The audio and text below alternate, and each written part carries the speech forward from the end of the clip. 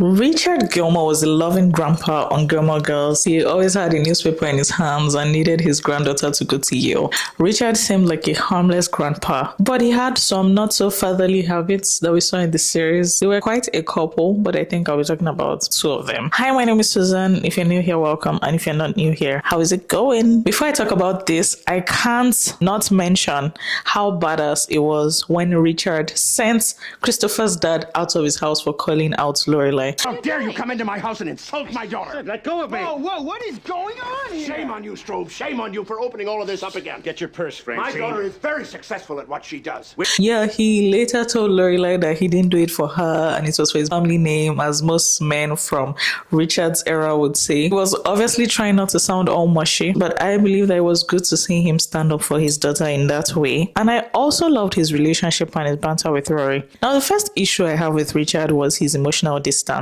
He didn't know Lorelai's job. He hardly ever had any interaction with Lorelai. I guess we can give him a small pass because his era didn't exactly encourage men to be mushy and, all in touch with their feelings and emotionally in touch with the people around them. Their jobs were to provide, not necessarily to try to connect with their daughter or their son after school, right? That was Richard's era, so I can kind of understand why he was the way he was. While the context of Richard's era helps me understand why he did what he did, it still didn't make it, less frustrating to watch. You could see that it really touched Lorelai when she noticed the relationship between Richard and Rory, because there was a relationship, right, compared to her and her father, there wasn't really much to their relationship. However, I remember in A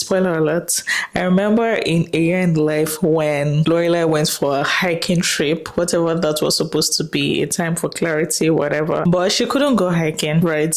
And the gist of it is there was a particular time where she saw hills, where she was trying to get into a room, and she did a detour and she saw a part of the view, which was supposed to be the whole point of the hiking anyway. And she felt really she felt relieved and fulfilled in a sense. And then I think she remembered an interaction between her and her father, which she called her mom to tell her. She mentioned how she was having trouble in school, where people were saying she wasn't an actual Gilmore and that she was the gardener's daughter. Kids can be very brutal. The point is that she had that experience in school and her father just came and took her to the movies and I think bought something nice for her, maybe a drink or something, I can't remember.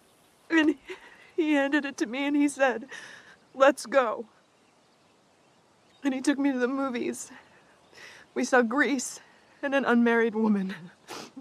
But he was really nice to her. They didn't talk about it, which also buttresses the point that in his era, they were not really inclined to do stuff like that, get into the emotions. They were just supposed to be all macho, providing, right? Not necessarily trying to connect, which I guess we've learned from progressing in our generation. This is not bashing the old generation. There's certainly a lot. I'm not of the opinion of, we're all progressive and we throw things away from the past era. I think there are definitely things we can learn from the past era, but there are things that we can progress from in our generation. Anyway, back to the point.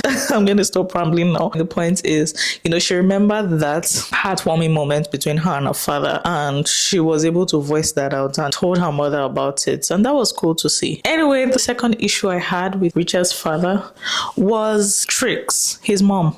Richard's mom was horrifying. She always found a way to harass Emily. Emily would have anxiety attacks when she came around.